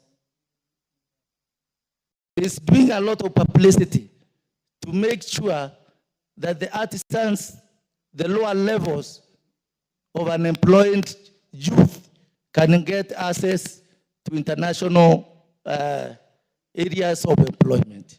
It's also something that is commendable. Mr. Speaker, this government has revolutionized the agricultural sector by making sure that instead of subsidizing consumables, it is worth to subsidize the production. And by so doing, we are almost food secure in all sectors. We heard that 17 sugar factories are now working. And this country now is sugar secure, and we are also about to do the export of sugar. Thank you, Mr. Speaker. Though, if possible, through your indulgence, I can get a minute or so to finish my sentence. The head of the sector, Mr. Speaker, although it has a big challenge, I am sure that the crises that are there will be ironed. Mr. Speaker, you remember when Michuki was in the transport industry, people used to cling on the doors of the vehicles. He faced the challenge end on, and with the time, today, that sector is working. There are no people who clings on the doors of the vehicles. There are no excesses that it used to be, and I am sure that this sector, the SAR, will work with the time, and the Kenyans will enjoy. The Honorable Adams keeps an eye. Very well, proceed. Thank you very much, Mr. Speaker, for giving me this opportunity to give my comments on the presidential speech. Mr. Speaker, the President addressed the nation in a very precise, straight to the point message, and he actually touched on issues that are affecting many Kenyans. In short, Mr. Speaker, the President elaborated more on problems facing Kenyans. For example, the education, Mr. Speaker. Mr. Speaker, Kenyans, for a very long time, since the inception of CBC, have had a problem of understanding the curriculum, battling with the problem of shortage of teachers and materials. And Mr. Speaker, I think the President mentioned the efforts that has been made by his government on sorting out that problem. Secondly, Mr. Speaker, is the issue of teachers. You know, as a country, we have a huge population of school-going children. And the President elaborated and shared to the nation his plan of how he intends to equip the education sector and the efforts that he has already made by employing many, many teachers, 56,000 and others that are to be employed in the coming year. Mr. Speaker, on issue of health care, Kenyans have been suffering. They have had problems facing, to do with illnesses, problems that we have dealt with since independence. But the President told the nation that he intends to make a decision that is unpopular, but that will solve the problem that have been affecting them for a very long time. On the issue of the economy, Mr. Speaker, is issues to do with stabilization of our Kenyan shilling. You know, for some 2-3 years ago, the Kenyan shilling against the dollar was so high, such a way that we were risking going the direction that many African countries have gone before. But the issue of economic growth, the President also elaborated himself on the matters to do with food security that has enabled our Kenyan population to buy their produce at a low prices, Mr. Speaker. Mr. Speaker, availability of fertilizers to our Kenyan farmers has made this country to be food secure. When we go to rural countries, up country, Mr. Speaker, you will see farmers harvesting maize courtesy of the subsidized fertilizers provided by the Kenya Kwanza government. Mr. Speaker, the subsidized fertilizer has also enabled other small-scale farmers, especially those ones who are dealing with horticulture, to supply and produce food that has stabilized the economy for now. Mr. Speaker, on the issue of housing and the ESP market, the President elaborated and shared more on the plans that he intends to make sure that most Kenyans get a dignified housing in accordance to our constitution, Mr. Speaker. And in return, most young people are getting job opportunities from the said projects. When you go to any urban sector, any urban towns within our country, you will see many young people getting engaged in the affordable housing projects and the market, where our small-scale farmers and traders will be able to get a place to do their business, Mr. Speaker. Mr. Speaker, the importation of allowing local manufacturers to thrive has enabled to stabilize and give an opportunity our local manufacturers, especially those ones at the manufacturing sector, those ones dealing with furniture and so forth, to get access to the market in our country. And lastly, Mr. Speaker, is to tell our country and most Kenyans that we have one great country called Kenya. It is upon each one of us to remain positive and acknowledge the efforts made up by our country. Patience is a virtue, and we must support the president to achieve his bigger agenda. Thank you very much, Mr. Speaker. The Honorable Jen Kagiri.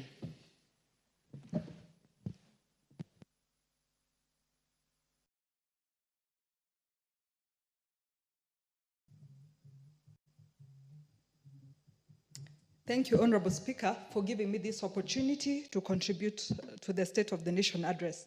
Honorable Speaker, I would want to start by appreciating that the President indicated that he's a listening President. And as he went on with his speech, it confirmed that, true to the word, he's actually a listening President. Honorable Speaker, I would want to start with the mention of CBC. To many of us in this House and outside there, Honorable Speaker, we would want to assume that CBC is not working in this country. But recently, Honorable Speaker, I visited Mombasa. And when we took a boat ride and got to the middle of the ocean, the captain asked who was ready to dive into the water. 3 young boys shouted quickly that they are CBC students and they know how to swim. They gladly jumped into the water and swam and later got back to the boat. That, Honorable Speaker, should confirm to us that the students benefiting from this curriculum are actually growing and progressing as they should. Honorable Speaker, to us, what we need to ensure is that we give them the required facilities as well as ensure teachers are available to guide them through their education.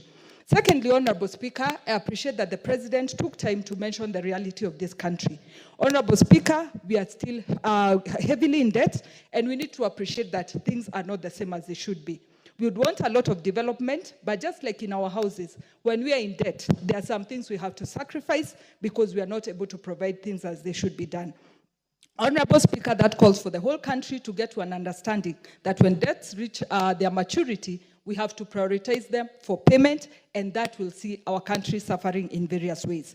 Honorable Speaker, I would want to mention on food production and appreciate that our government has provided over 7 million bags of fertilizer to our farmers.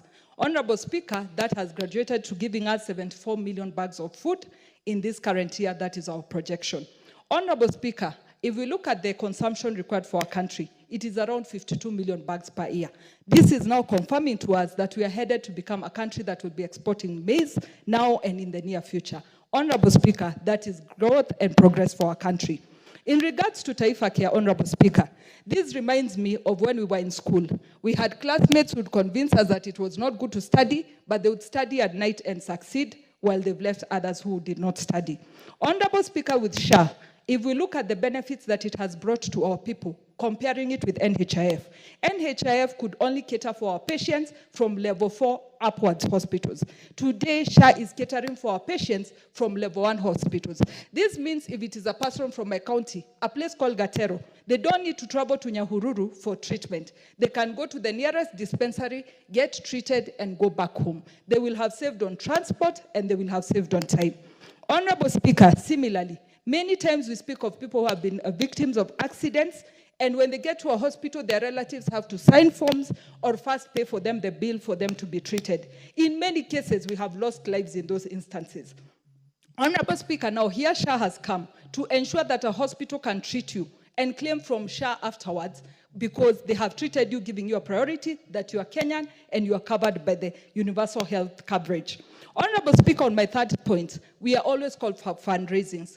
Fundraisings towards patients of cancer, fundraisings towards patients with terminal illnesses. Here again has come SHA that is going to cover our people on all those areas and ensure that families don't have to lose their properties as they are trying to save their loved ones. And Honorable Speaker, having had the experience of having a patient in ICU with cancer, I tell you, Honorable Speaker, as you're praying for the patient, every evening you have to go look at how fast the bill is growing. For me, I appreciate that our people will never have to worry about that. Honorable Speaker, allow me to mention the issue of affordable housing because I sit in the Housing Committee. This is a program that has created employment for our people. If you visit Kibera on any given day, you will find 4,000 young men and women who walk into a site there for construction. Take a calculation of the year that they'll have worked on that site. These are people who will have money in their pockets and people who will have to progress for their families. Finally, Honorable Speaker, allow me to mention the issue of Adani. Of course, our president is a listening president. Many wondered why we cheered when he said the contract has to be cancelled. Honorable Speaker, it is because we had all individually raised our voices on this issue, and silently the president heard us and made his proclamation on it. Honorable Speaker, I would want to add and state, many times we look at other countries that are doing well, and we forget our own country. Rwanda is doing a PPP on the international airport. Rwanda owns 40% of that transaction, and 60% is by Qatar Airways. Is Rwanda going to lose their airport? The answer is no. Is Rwanda going to progress? The answer is yes, because they will get funding from private sources and grow their country. Finally, Honorable Speaker, femicide has to come. The Honorable Beatrice Kimei. You have been waiting. It's your chance. Thank you, Honorable Speaker, for giving me this opportunity to add my voice and appreciate the speech of the President or the address of the President on the issues of the nation. During his address, Honorable Speaker, I want to appreciate him most sincerely for I noted that he's a listening President. The issues that he addressed is actually some of them has been concerned for many of our people in Kenya. Specifically, Honorable Speaker, I want to say that issues of education, the CPC, and the like, the President had, and he actually responded. Honorable Speaker, I want to appreciate the side of agriculture. Here, Honorable Speaker, when we talk about the sugar industry that has been dormant for many years. I come from Kericho County and the lower strip of Kericho, and especially Soin is where sugarcane is grown in large scale, and the factories were mismanaged and farmers had so much issues with it. But with this, Honorable Speaker, I am so delighted that farmers will have money in their pockets out of this. The 17 factories that have actually been revived and the 4 that are ongoing. Honorable Speaker, I'm only concerned that some of the employees have not been paid their dues. I'm asking the Ministry of Agriculture to make sure that they pay those employees in the factories. Honorable Speaker, when it comes to the issues of dairy farming, I'm so impressed that farmers will be paid 50 shillings. And Honorable Speaker, the feeds are becoming very expensive. So when we talk of 50 shillings, I appreciate. But I want to believe that something more should be done so that we don't import feeds, like now importing from Uganda and the like. So the 50 shillings is okay, but I believe it is progressive. Next time it will be more. I expected the President to also add his voice to the beef and in the livestock farming, because some areas do livestock farming, and not forgetting that many women don't own the cattle. They own goats and poultry. So if the President can also add his voice to goats and poultry, it will be safe for us as women, because that is where we can empower our women. That is where, especially the side of market. We have issues with market for poultry and even for goats. That is where women are. Honorable Speaker, with the food security, I'm so impressed that fertilizers have bought fruits. Now that we have plenty of our food and surplus to sell, the National Cereals and Produce Board should actually have more stores to buy more of this maize. And we should also look for market outside this country, so that in this case, we are not going to bring the price down from that 3,500 shillings. Farmers expect more from this. At least that is how we can be safe in this country. And that is how farmers can get money in their pockets. However, Honorable Speaker, I would also ask that in the cases where the farmers we have the middlemen who are exploiting the farmers. That is now where the National Cereals and Produce Board comes in. However, we are not only concerned with the maize, we also have other food products that farmers should engage in. Honorable Speaker, I cannot conclude without talking about the sexual and gender-based violence. I appreciate the President in a very special way when he talked of that women are not second-class citizens. So in this period when we are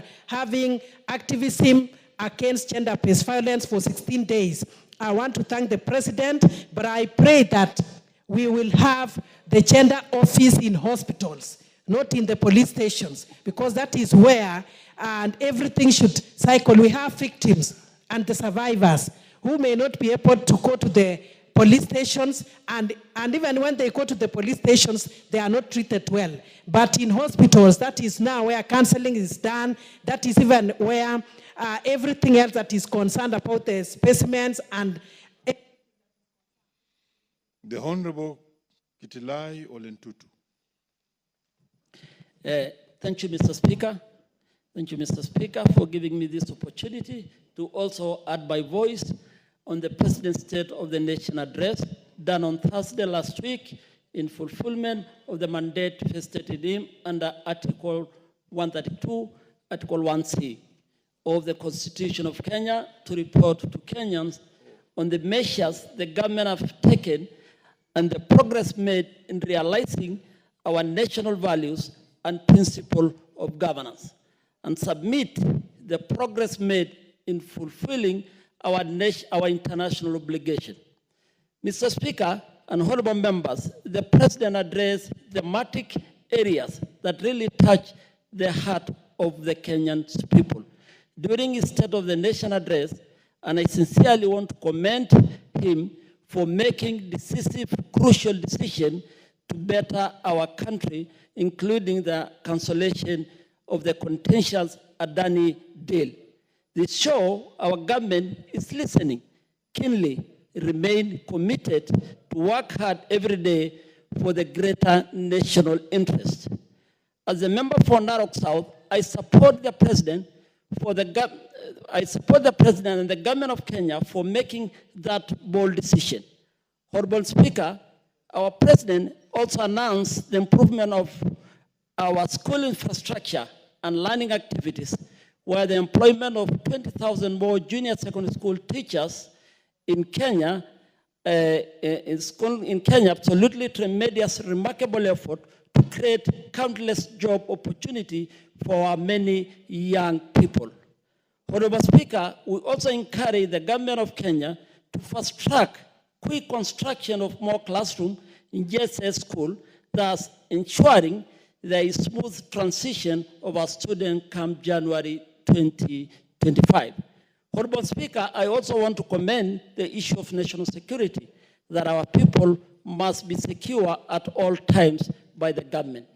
It is also imperative to note we currently live in an era where criminal activities have been on the rise.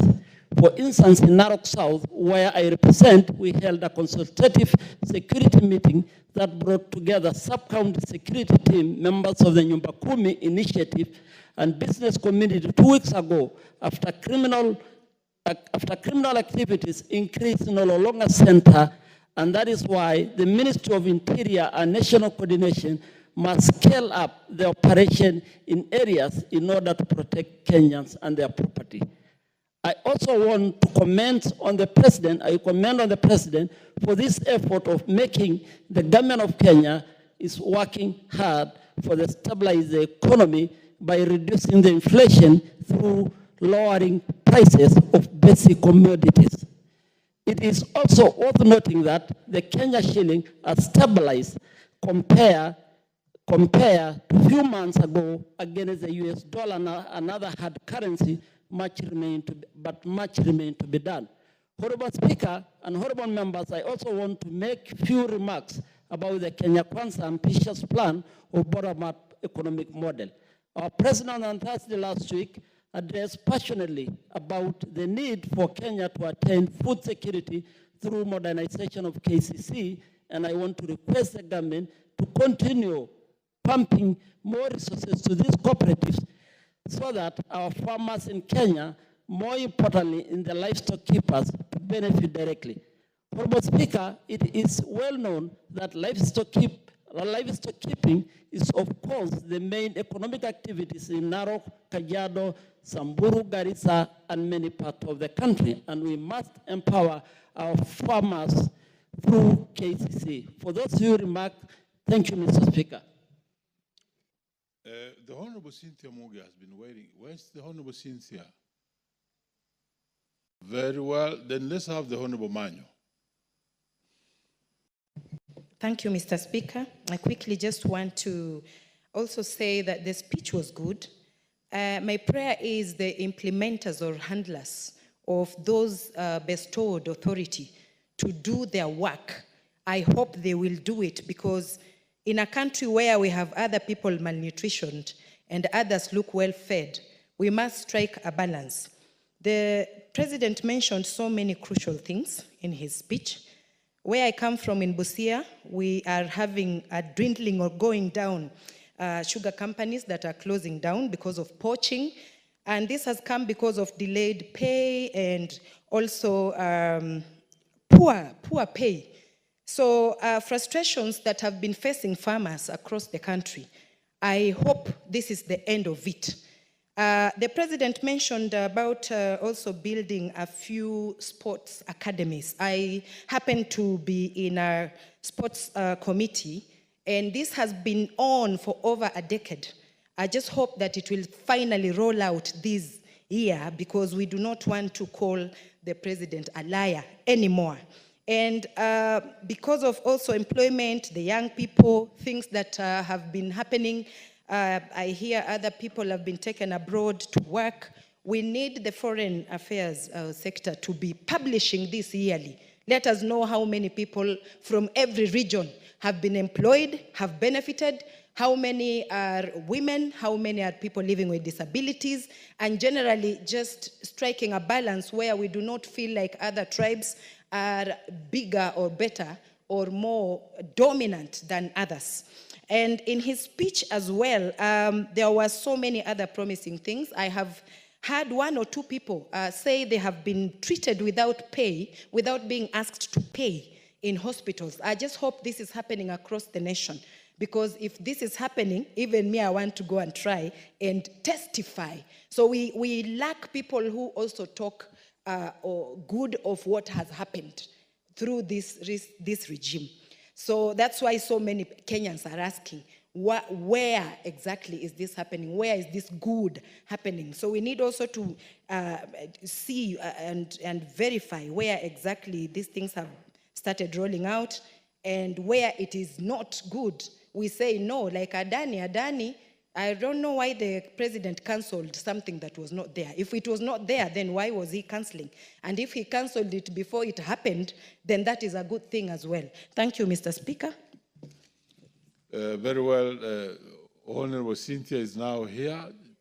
Please just take a bite of 3 minutes, and then we shall give one more honorable. We're just recovering our time. We began late today, and then we close.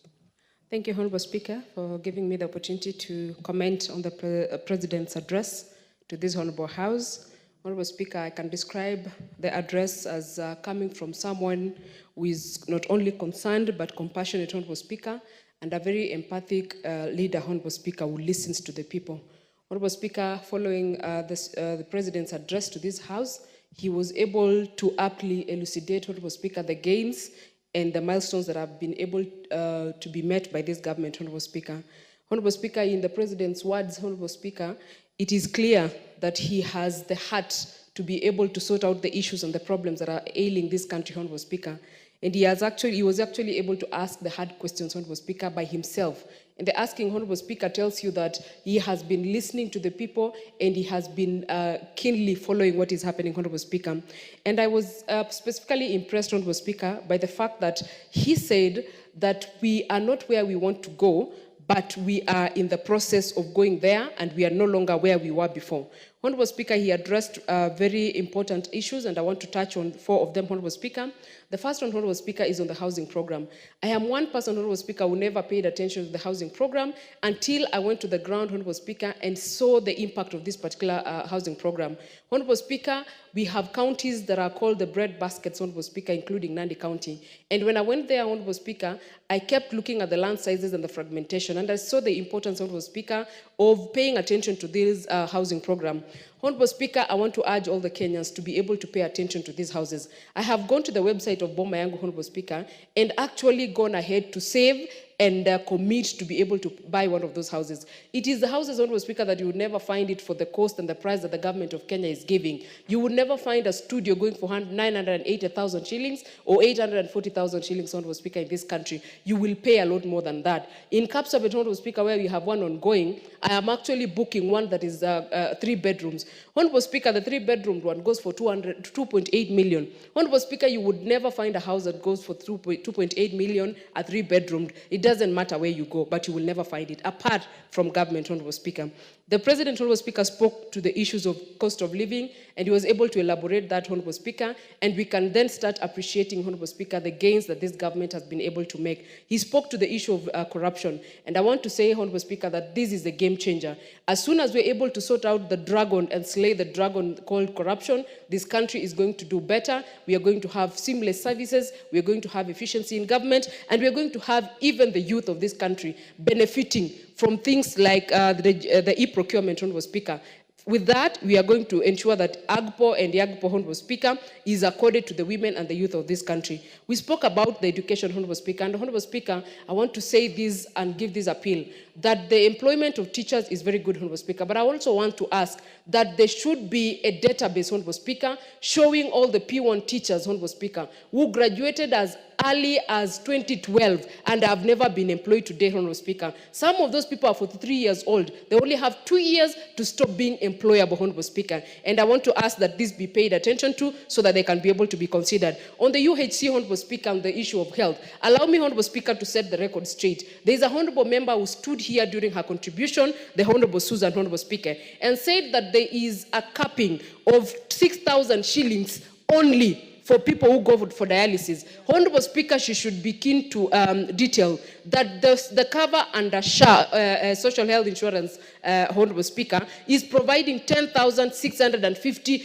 per session, and it gives an approval of at least 3 sessions per week. Honorable Speaker, the people who go through dialysis, Honorable Speaker, do not go more than 3 times a week. And Honorable Speaker, that should be set straight. And the UHC, Honorable Speaker, is actually working in this country. I have been able to register people at my personal level because I am a citizen who is no longer asking, what can this government do? I am asking.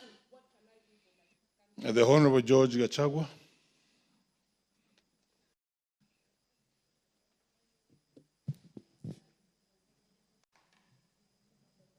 Thank you, Mr. Speaker, for allowing me to contribute to this presidential address to the nation on matters going on in the country.